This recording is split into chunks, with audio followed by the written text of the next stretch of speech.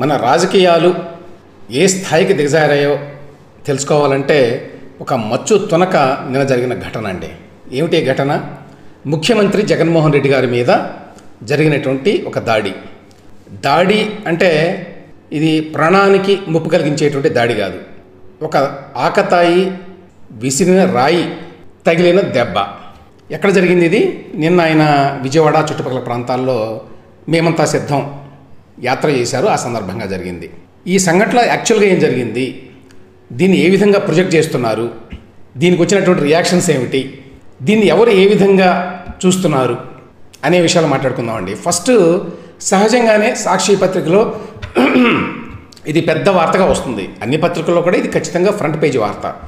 ఒక ముఖ్యమంత్రి మీద ఆయన ఎన్నికల ప్రచారంలో ఉండగా ఒక రాయి విసిరితే ఆయనకు ఒక గాయం తగలడం అనేది చాలా ఇంపార్టెంట్ న్యూస్ అది. కాబట్టి సాక్షిలో కూడా సహజంగా banner story, full page, front page వచ్చింది. లోపల కూడా చాలా పేజీల్లో ఉన్నాయి దీనికి సంబంధించిన కథనాలన్నీ కూడా. అయితే వీళ్ళు రాసింది ఏమిటి? ఈ ఒక్క పత్రిక మాత్రమే మనం చదువుతాం అనుకోండి, సాక్షి లాంటి పత్రిక. ఏమని రాశారు వీళ్ళు? సీఎం జగన్పై హత్యాయత్నం అని ఉందండి. So assassination attempt on CM Jaganmohan Reddy అంటే సామాన్యమైన విషయం కాదు. ఇది రాష్ట్ర స్థాయి వార్త కాదు, జాతీయ స్థాయి, అంతర్జాతీయ స్థాయి వార్త. సీఎం జగన్పై హత్యాయత్నం అంటే కన్ఫర్మ్డ్గా it's an attempt to murder అని చెప్తున్నారు. హత్య అనే మాట ఉపయోగించారు. వాస్తవం ఏంటి? వాస్తవం ఏం జరిగింది? ఇది అప్రాప్రియేట్ హెడ్లైనేనా? సీఎం జగన్పై హత్యాయత్నం అనే మాట రాయడం ఇది కావాలని ఆవేశాలను రెచ్చగొట్టడానికి చేసిన ప్రయత్నమా? ఇటువంటి హెడ్లైన్ ఇవ్వడం ఇది ఇన్అప్రాప్రియేట్గా, డిస్ప్రపోర్షనేట్గా ఒక విషయాన్ని రిపోర్ట్ చేయడమా? ఆవేశాలను రెచ్చగొట్టడమా దీని వెనుకున్న ఉద్దేశం అనే అనుమానం రాకమానదు ఈ కథను చదివితే. ఎందుకంటే ఇది కనుక హత్యాయత్నం అయితే నిన్నే పోలీసులు మరి హత్యాయత్నం కేసు పెట్టి ఉండాలి. పెట్టారో లేదో నాకు ఇంకా తెలియదు, ఎక్కడా కూడా ఆ వార్త రాలేదు. కానీ దీనికి సంబంధించిన వీడియోలు కానివ్వండి, ఫోటోగ్రాఫ్స్ కానివ్వండి, లేక ప్రత్యక్ష సాక్షి అక్కడ ఉన్నవారు కానివ్వండి, వీళ్ళందరూ మాటలు కూడా అన్ని పత్రికల్లో వచ్చినాయి. వీటి ప్రకారం జగన్మోహన్ రెడ్డి గారు విజయవాడలో సింగ్ నగర్ అనే ప్రాంతంలో ఆ రోడ్డు మీద వెళుతుండగా ఎవరో ఒక ఆకతాయి ఒక రాయి విసిరేశాడు.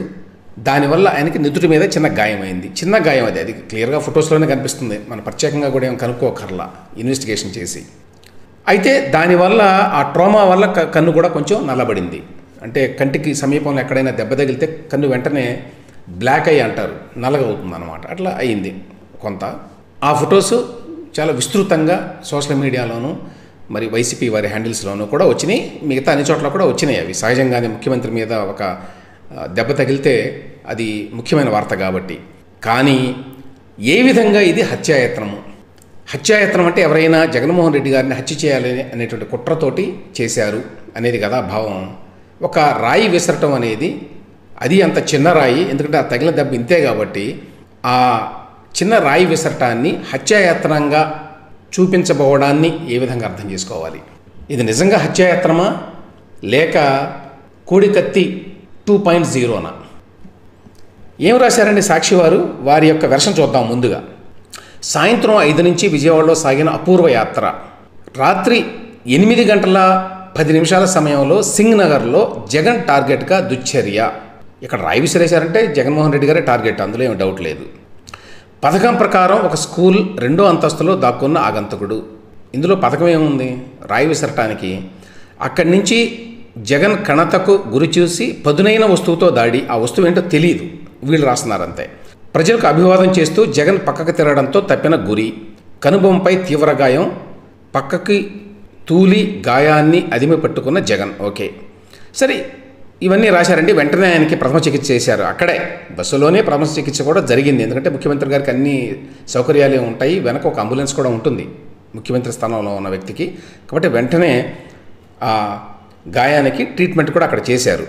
సో రాయి, గ్రానైట్ పలక, పెల్లెట్, ఎయిర్ బుల్లెట్ ఏదైనా కావచ్చని వ్యాఖ్యలట నిపుణులు. అప్పుడే నిపుణులు వ్యాఖ్యలు చేశారట. ఆ వేగాన్ని బట్టి చూస్తే అది ఖచ్చితంగా హత్యాయత్నమైన అన్న వెల్లంపల్లి. సో వెల్లంపల్లి అని ఆయన అన్నాడు అనమాట హత్యాయత్నం అని. సో దానిని హెడ్లైన్గా పెట్టారన్నమాట సాక్షి వారు అని అనుకోవాలి మనం. ఇక్కడ చూడండి నెక్స్ట్. ఈ దురాఘాతానికి పాల్పడింది చంద్రబాబు నాయుడేనంటూ విమర్శలు. వెంటనే చంద్రబాబు నాయుడు పేరు తీసుకురావాలి అక్కడ, లేకపోతే ఇంకా దాని యొక్క ప్రయోజనం ఏముంది? మొత్తం ఘటన టక్మనే శబ్దాన్ని తను స్పష్టంగా విన్నానన్న ఎంపీ కేశినేని నాని. షెడ్యూల్ ప్రకారం రాత్రి 10:38 వరకు సాగి ముగిసిన యాత్ర. చాలా కీలకమైన పాయింట్ ఇది. ఎప్పుడు జరిగింది అంటే ఈ సోకాల్డ్ అటాక్ లేక రాయి విసరడము అనే ఘటన ఎప్పుడు జరిగింది? రాత్రి 8:10 సమయంలో. సాక్షి వారి ప్రకారం ఇదంతా నేను చెప్తోంది. వారేం చెప్తున్నారంటే ఆ తర్వాత ప్రాథమిక చికిత్స చేస్తే ఆయన తన యాత్రని కంటిన్యూ చేశారు. ఎప్పటి వరకు? 10:38 వరకు. అంటే 2:18 తర్వాత కూడా కొనసాగించారు ఆయన జగన్మోహన్ రెడ్డి గారు. కాబట్టి ఆ గాయం యొక్క తీవ్రత ఏమిటి అనేది మనకు అర్థమవుతోంది. అనంతరం నేరుగా ప్రభుత్వ ఆసుపత్రికి వెళ్ళిన ముఖ్యమంత్రి వైఎస్ జగన్. ఆ తర్వాత 10:38 తర్వాత జగన్మోహన్ రెడ్డి గారు ప్రభుత్వ ఆసుపత్రికి వెళ్ళారట. 2:18 తర్వాత సోకాల్డ్ దాడి జరిగిన తర్వాత ఆయన వెళ్ళారన్నమాట. ఇక్కడ మీకు వెంటనే ఒక విషయం గుర్తుకొస్తుంది. అదేమిటంటే 2018 చివరిలో విశాఖపట్నం ఎయిర్పోర్ట్లో జగన్మోహన్ రెడ్డి గారి మీద ఒక కుర్రవాడు వచ్చి కోడికత్తితో దాడి చేయబోయాడు అనే విషయం అందరికీ తెలుసు. ఆ కేసు నడుస్తోంది ఇప్పటికీ. అప్పుడు కూడా యాక్చువల్గా ఆయనకి భుజం మీద చిన్న గాయమైంది. ఎవరో కట్టారు అక్కడే ఎయిర్పోర్ట్లో ఉండేవాళ్ళు. అక్కడ కూడా స్థానికంగా కొంత మెడికల్ సర్వీస్ ఉంటుంది కాబట్టి. ఆ తర్వాత ఆయన మామూలుగానే అందరితో మాట్లాడుతూ కూర్చున్నారు. అక్కడ విమానం వచ్చింది, విమానం ఎక్కారు. అక్కడ పోలీసులు కంప్లైంట్ చేయమని ఎవరు అంటే కూడా అవసరం లేదని చెప్పి ఆయన ఫ్లైట్ ఎక్కి హైదరాబాద్ వచ్చారు. హైదరాబాద్లో దిగిన తర్వాత కూడా ఆయన చిరునవ్వుతో అందరితో మాట్లాడారు. ఆ తర్వాత హైదరాబాద్లో బంజారా హిల్స్లో లోటస్ పాండ్లో ఉండేటువంటి తన రాజప్రసాదానికి ఆయన వెళ్ళిపోయారు. వెళ్ళిపోయిన తర్వాత చాలాసేపటి తర్వాత ఆయన హైదరాబాద్లో ఒక ప్రైవేట్ ఆసుపత్రికి వెళ్ళారు. వెళ్ళి అక్కడ ఫోటోలు దిగారు.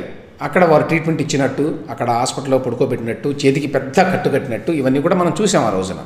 ఆ హాస్పిటల్ ఎవరైతే నడుపుతారో ఒక రెడ్డి గారు, ఆ తర్వాత ఆయన ఇప్పుడు జగన్మోహన్ రెడ్డి గారి గవర్నమెంట్లో ఆయనకు ఒక నామినేటెడ్ పదవి ఉన్నది, పెద్ద పదవి. సో అప్పుడు కూడా ఆయన ఆ కోడికత్తి ఘటన జరిగిన వెంటనే మామూలుగానే ఉన్నారు, చిరునవ్వుతోనే ఉన్నారు, అందరితో మాట్లాడుతూనే ఉన్నారు.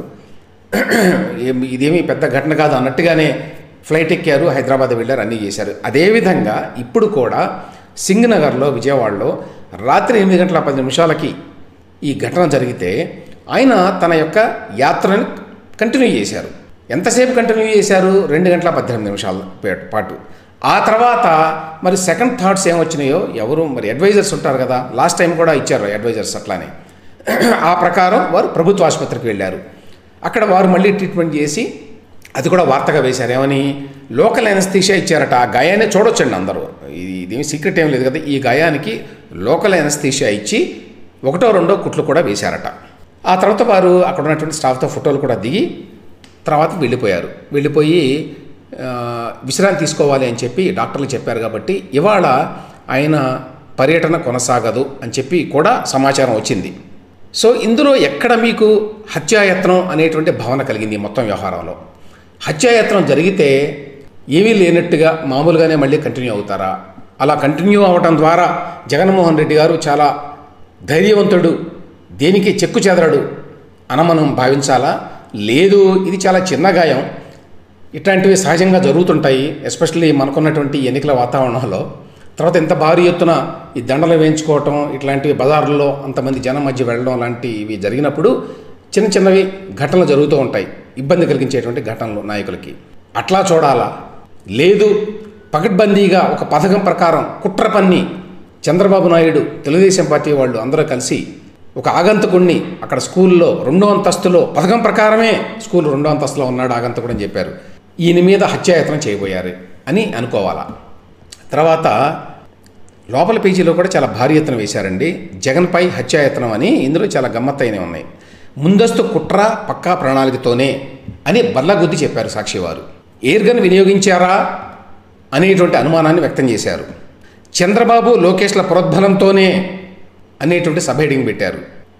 భయోత్పాతంతో బస్సు యాత్ర ఆపాలనే అని మరొక చోట రాశారు. చలించని సీఎం, యథాతథంగా యాత్ర కొనసాగింపు అన్నారు. సో ఇక్కడ ఆ తర్వాత జరిగిన ఘటనలు కూడా మనం మాట్లాడుకోవాలి. అదేంటంటే దేశవ్యాప్తంగా ప్రముఖ నాయకులందరూ కూడా రెస్పాండ్ అయ్యారు. మరీ ముఖ్యంగా ప్రధానమంత్రి నరేంద్ర మోదీ గారు, ముఖ్యమంత్రి వైఎస్ జగన్మోహన్ రెడ్డి త్వరగా కోలుకోవాలని భగవంతుడిని ప్రార్థిస్తున్నాను అని చెప్పి ఎక్స్లో ప్రధానమంత్రి నరేంద్ర మోదీ గారు ట్వీట్ చేశారు. అలాగే తమిళనాడు ముఖ్యమంత్రి స్టాలిన్ గారు ప్రజాస్వామ్యంలో హింసకు తావులేదు అన్నారు. మమతా బెనర్జీ పశ్చిమ బెంగాల్ ముఖ్యమంత్రి గారు సీఎం జగన్పై దాడి గురించి విని షాక్ అయ్యా అని చెప్పి అన్నారట. అంతేకాదండి, మన పొరుగు రాష్ట్రంలో ఉన్నటువంటి బీఆర్ఎస్ నాయకులు కేటీఆర్ గారు హింసకు తావు లేదు అని చెప్పి అన్నారు. అదేవిధంగా మీరు క్షేమంగా ఉండాలని కోరుకుంటున్నా అన్నా జగనన్న జాగ్రత్తగా ఉండండి అని చెప్పి కూడా రాశారు కేటీఆర్ గారు. సరే, స్థానికంగా ఉండే నాయకులు చాలామంది చాలా కామెంట్స్ చేస్తారనుకోండి. వైసీపీ నాయకులు ఇక చాలా తీవ్రమైన రెస్పాన్స్ ఇచ్చారండి చాలామంది.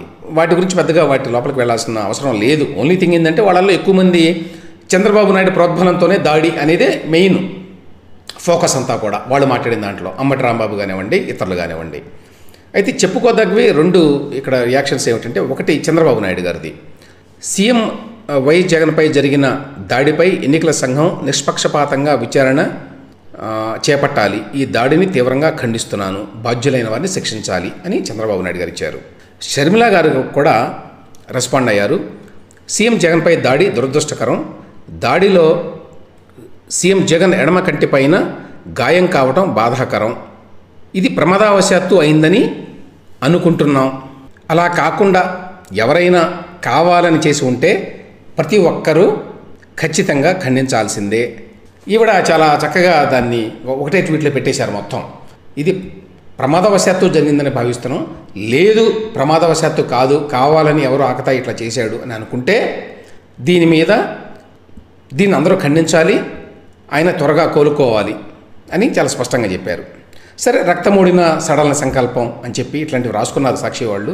అన్నిటికంటే ముఖ్యం ఏంటంటే ఇది కూటమి కుట్రే అని చెప్పి కేసీఆర్ నాని ఇట్లాంటి వైకాపా నాయకులంతా కూడా చేసినటువంటి ఎలిగేషన్స్ ఏవైతే ఉన్నాయో వాటన్నింటినీ చెప్పారు. ఇక మిగతా పత్రికల్లో ఎట్లా వచ్చింది, జగన్ పైకి రాళ్ళు అని చెప్పి ఆంధ్రజ్యోతిలో, ఈనాడులో, వీటిలో కూడా వార్త వచ్చింది. అయితే వీళ్ళు రాసిన దాని ప్రకారం చాలా క్లియర్గా వీళ్ళు ఏం రాశారంటే, శనివారం రాత్రి విజయవాడ సింగనగర్లో యాత్ర సాగుతుండగా ఆగంతకులు ఆయన పైకి 2 రాళ్లు విసిరారు అని చెప్తున్నారు ఆంధ్రజ్యోతి వాళ్ళు. యాక్చువల్గా సాక్షిలో లేదండి 2 రాళ్ళని, అక్కడ ఒకటే రాయి విసిరినట్టుగా ఉన్నది. దీంతో బస్సుపై నిలబడి ప్రజలకు అభివాదం చేస్తున్న జగన్ ఎడమ కంటికి పైభాగాన నుదుటిపై స్వల్ప గాయమైంది. ఆ వెంటనే బస్సులోకి వెళ్లిన జగన్కు సీఎంఆర్ఎఫ్ ఇన్ఛార్జి వృత్తిరీత్యా సీనియర్ వైద్యుడైన హరికృష్ణ ప్రథమ చికిత్స చేసి గాయానికి ప్లాస్టర్ వేశారు. ఆ తర్వాత కొద్దిసేపు బస్సు నుంచే ప్రజలకు అభివాదం చేసిన జగన్ తరువాతి సెంటర్లో మళ్లీ బస్సు పైకెక్కి యథావిధిగా ప్రజలకు అభివాదం చేస్తూ ముందుకు సాగారు.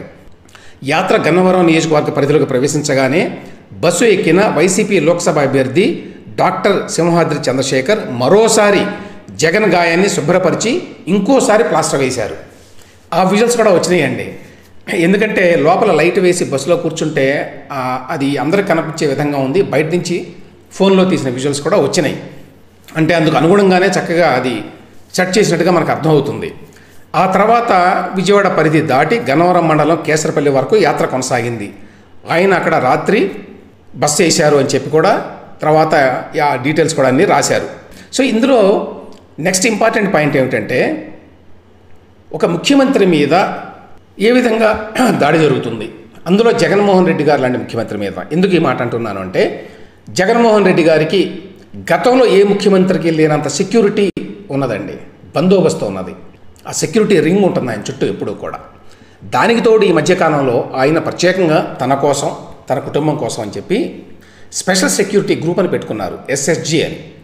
ఇది ప్రధానమంత్రి గారికి ఉండేటువంటి స్పెషల్ ప్రొటెక్షన్ గ్రూప్, అది ఎస్పీజీ ప్రధానమంత్రి గారికి ఉండేది.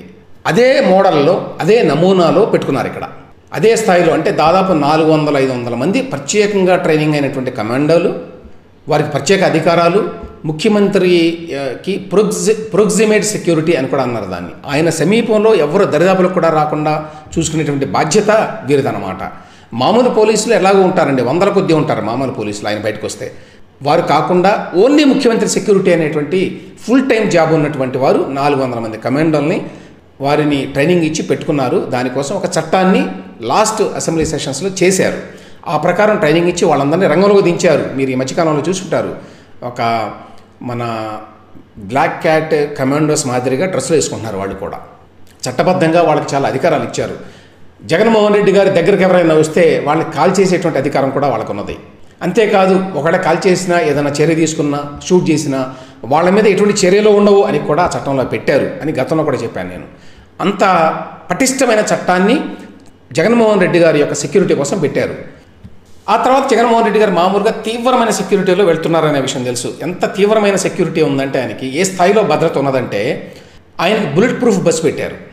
మామూలు బస్సు కాదు అది. ఆ బస్సులో ఆయన తిరుగుతుంటే ఎవరైనా షూట్ చేసినా కూడా ఏమీ కాదు. అది కాకుండా ఆయన బస్సులో నుంచి చాలా రేర్గా బయటకు వస్తారు. ఓన్లీ మేమంతా సిద్ధం అనేటువంటి సభ ఎక్కడైతే ఏర్పాటు చేస్తారో అక్కడే బయటకు వస్తారు. అదర్వైజ్ బస్సులో కూర్చొని ఆ ఫ్రంట్ గ్లాసెస్ ఉంటాయి కాబట్టి అందులో నుంచి ఆయన అభివాదం చేస్తారు, చిరునవ్వులు చిందిస్తారు. ఆ తర్వాత ఆయన ఎప్పుడైనా బయటకు వస్తే ఇంత ముందు కానివ్వండి ఇప్పుడు కానివ్వండి అన్ని చోట్ల కూడా మీకు మీడియన్ ఉంటుంది రోడ్డుకి, రోడ్ డివైడర్ అంటాం కదా, దాని మీద చెట్లు ఉండటానికి కూడా వీల్లేదు, పక్కన కూడా చెట్లు ఉండటానికి వీల్లేదు అని చెప్పి చెట్లు కొట్టేస్తున్నారు ఆయన వచ్చినప్పుడు. ఆయనకి ఎటువంటి మరి ప్రమాదం జరగకుండా అన్నమాట. ఆ మొత్తం రూట్ అంతా కూడా షాపులు ఇట్లాంటివి ఉంటే, స్కూల్స్ ఉంటే అన్నింటినీ కూడా ముగించేస్తున్నారు. ఆ రోజు హాలిడే, అందరికీ క్లోజ్ చేయాలి, బంద్ చేయాలి అందరూ. అన్ని ముందు జాగ్రత్తలు తీసుకుంటున్నారు. దాని మీద చాలా వార్తలు కూడా వచ్చినాయి. ఈ స్థాయిలో అసలు దాదాపుగా ఏ ముఖ్యమంత్రికి కూడా ఇంత భద్రత ఇంత వ్యవహారం చేయడం లేదని.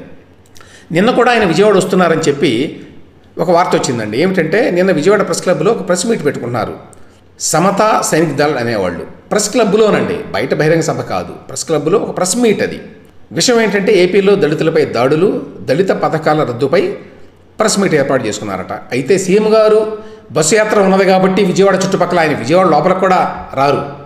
ఆయన చాలా చోట్ల తిరిగి చివరికి గుడివాడలో అనుకుంటాను సభ. అది అక్కడ యాక్చువల్గా ప్లాను.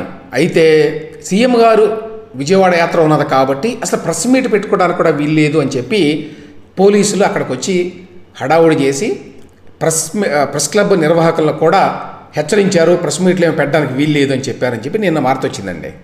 అంత సెక్యూరిటీ ఉన్నదన్నమాట. అయితే ఇక్కడ ప్రశ్న ఏమిటంటే ఇంత సెక్యూరిటీ ఉన్న వ్యక్తికి ఈ విధంగా అసలు రాయి వేయడం అనే ఘటన ఎలా జరిగింది? ఇది ఎవరి వైఫల్యం? ఇది ఖచ్చితంగా విజయవాడ నగర పోలీసుల వైఫల్యం, అక్కడ కమిషనర్గా ఉన్నటువంటి కాంతి రాణా టాటా గారి వైఫల్యం, రాష్ట్ర డీజీపీగా ఉన్నటువంటి కసిరెడ్డి రాజేంద్రనాథ్ రెడ్డి గారి వైఫల్యం. కాబట్టి అక్కడి నుంచే చర్యలు తీసుకోవడం మొదలు పెట్టాలి. తీసుకుంటే ఎందుకంటే దీని మీద జాతీయ ఎన్నికల కమిషన్ కూడా రెస్పాండ్ అయిందని ఎక్కడో చూశాను. ఈ ఘటన మీద పూర్తి స్థాయి నివేదికను సమర్పించాలని చెప్పి రాష్ట్ర ఎన్నికల అధికారికి ఆదేశాలు, ఇవన్నీ మామూలుగానే జరుగుతాయండి. విజయవాడ సిపిని నివేదిక కోరిన రాష్ట్ర డీజీపీ కార్యాలయం. ఏమైనప్పటికీ బాధ్యులు రాష్ట్రంలో ఉన్నత స్థానాల్లో ఉన్నటువంటి పోలీసు అధికారులు, వాళ్ళదే బాధ్యత ముఖ్యమంత్రి గారి సెక్యూరిటీ. ఎందుకు చేశారు ఈ విధంగాని? ఇక ఇక్కడ కొన్ని 2 వీడియోస్ చూద్దామండి. ఈ 2 వీడియోస్ చూస్తే మనకి ఈ ఘటన గురించి కొంత అర్థం అవుతుంది. ఇందులో ఏమిటంటే ఒకటి, ఫస్ట్ జగన్మోహన్ రెడ్డి గారికి ఆ గజమాల ఈ మధ్య వేస్తున్నారు అందరు రాజకీయ నాయకులకి, అదొక ఫ్యాషన్ అయిపోయింది. అదేమో చాలా భారీగా ఉంటుందండి. ఎంత భారీగా ఉంటుందంటే అది వచ్చి కొట్టుకుంటే పడిపోతారేమో వాళ్ళు అన్నట్టుగా ఆ స్థాయిలో ఉంటాయి. వాటిని క్రేన్లు పెట్టి మరీ వేస్తారు, ఎందుకంటే అవి మనుషులు మోయలేరు వాటిని. ఒకవేళ దాన్ని క్రేన్ నుంచి కనుక వాళ్ళ మెడలకు వేసేస్తే వాళ్ళు పడిపోతారు, అంత బరువు ఉంటాయి. అది వేయకుండా ఓన్లీ అట్లా తీసుకెళ్ళి అక్కడ పెట్టి మళ్ళీ తీసేస్తున్నారు ఆ క్రేన్ల ద్వారా. సో నిన్న కూడా జగన్మోహన్ రెడ్డి గారికి కూడా అటువంటి గజమాల ఒకటి వేశారు. వేసినప్పుడు యాక్చువల్గా ఈ గజమాల పెద్దది కాబట్టి, ఇంత లావున ఉంటుంది కాబట్టి ఒక్కొక్కటి అది తగిలితే కొంచెం దెబ్బ తగులుతుంది, కనీసం ఒత్తిడి ఉంటుంది ఫేస్ మీద. అలా నిన్న జగన్మోహన్ రెడ్డి గారికి కూడా తగిలినట్టు ఆయన కంటి మీద అట్లా చేయి పెట్టుకోవటం అనేది కనిపించిందండి. ఫస్ట్ ఆ వీడియో చూద్దాం మనం.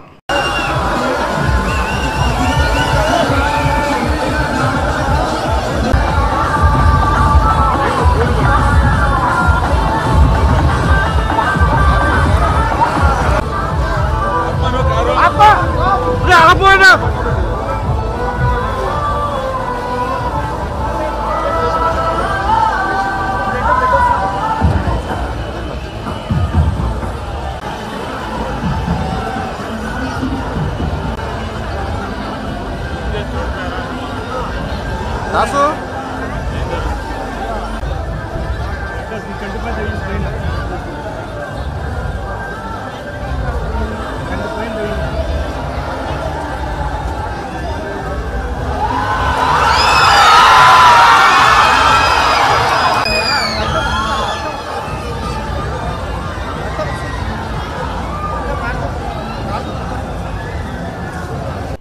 సో క్లియర్గా ఆ గజమాల వేసినప్పుడే ఈ దెబ్బ తగిలినట్టుగా నుదుటి మీద ఆయన కొంచెం కుదిరైనట్టుగా కనిపించిందండి.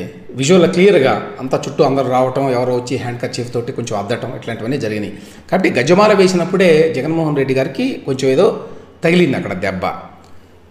ఆ తర్వాత యాక్చువల్గా రాయి విసిరిన ఘటన మళ్ళీ ఇంకోటి చూడండి. ఇది ఇంకొక వీడియో.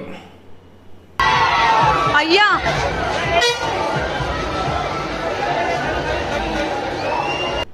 సో ఈ వీడియోలో క్లియర్గా ఒక రాయి లాంటిది ఏదో అలా రావడం కనిపించిందండి. ఇందులో క్లియర్గా కనిపిస్తుంది వీడియోలో.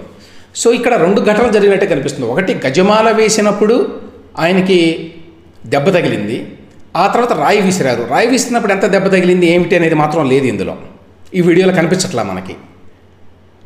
అది ఇక్కడ ఆశ్చర్యం. అంటే రాయి విసరడం వల్ల ఈ దెబ్బ తగిలిందా, లేదు గజమాల వేసేటప్పుడే తగిలిందా అనేది ఇప్పుడు ఇది చూస్తే అనుమానం వస్తుందండి.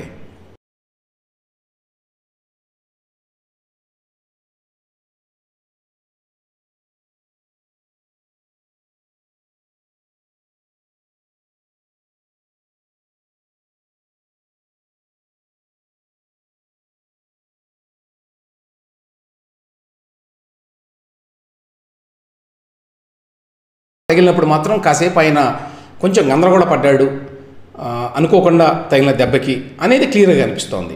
కాబట్టి దీని లోతుల్లోకి వెళ్ళి దీన్ని ఇన్వెస్టిగేషన్ చేయాల్సిన అవసరం ఉంది. యాక్చువల్గా ఆ దెబ్బ గజమాల వల్ల తగిలిందా, లేదు రాయి వేయడం వల్ల తగిలిందా, ఈ రాయి వేయడాన్ని హత్యాయత్నం కింద చూడవచ్చా, లేదు గతంలో వైజాగ్ ఘటనను ఏ విధంగా అయితే రాజకీయ ప్రయోజనాల కోసం ఉపయోగించుకున్నారో అదేవిధంగా రాజకీయ ప్రయోజనాల కోసం ఉపయోగించుకోవడానికి ఈ స్థాయిలో ప్రచారం చేస్తున్నారా హత్యాయత్నం అని. స్వయంగా ఆయన మీడియాలోనే హత్యాయత్నం అనేటువంటి పెద్ద మరి ఏనుగంత అక్షరాలతో రాశారు. అంటే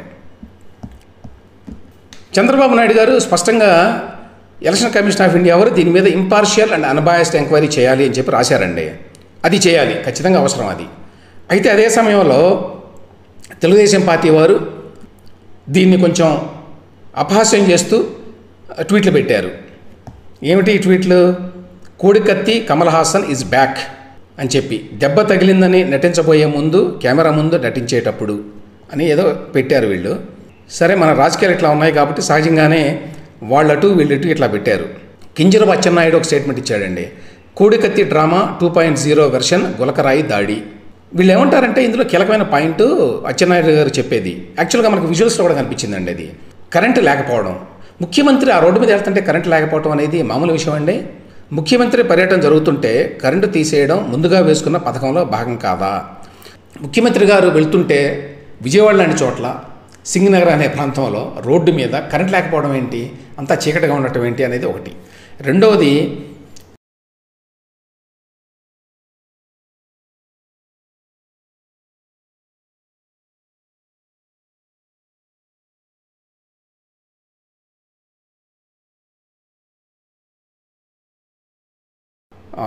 నెల్లూరు జిల్లా అనుకుంటాను, అంగళ్ళులో లేకపోతే చిత్తూరు జిల్లా అంగళ్ళు అనే ప్రాంతంలో కొన్ని వందలాది మంది రోడ్డు మీదకి వచ్చి చాలా గొడవలు, ఘర్షణల వాతావరణం క్రియేట్ అయింది ఆయన చుట్టుపక్కల. అది చూస్తే ఎవరికైనా కూడా ఏదైనా జరగవచ్చు అనేటువంటి భావన కలిగింది. ఇక్కడ అటువంటిది ఏమీ లేదు, జస్ట్ ఒక చిన్న రాయి విసిరినట్టుగా కనిపిస్తుంది ఆ వీడియోలో.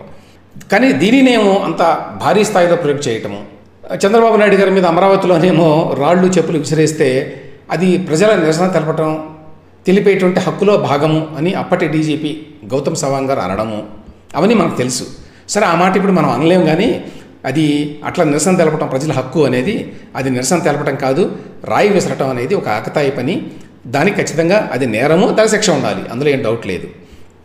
మూడవది, అసలు ఈ ఘటన జరిగిన విధానం గురించి కూలంకషంగా ఇన్వెస్టిగేషన్ జరగాలి. ఎందుకంటే నేను ఇంతకుముందు చెప్పినట్టు ఈ వీడియోలు చేస్తే మనకు అర్థమయ్యే విషయం ఏంటంటే గజమాల వేసుకునేటప్పుడే ఆయనకి నుదుటి మీద దెబ్బ తగిలినట్టుగా, ఆయన చాలా ఇబ్బంది పడినట్టుగా చాలాసేపు కనిపించింది.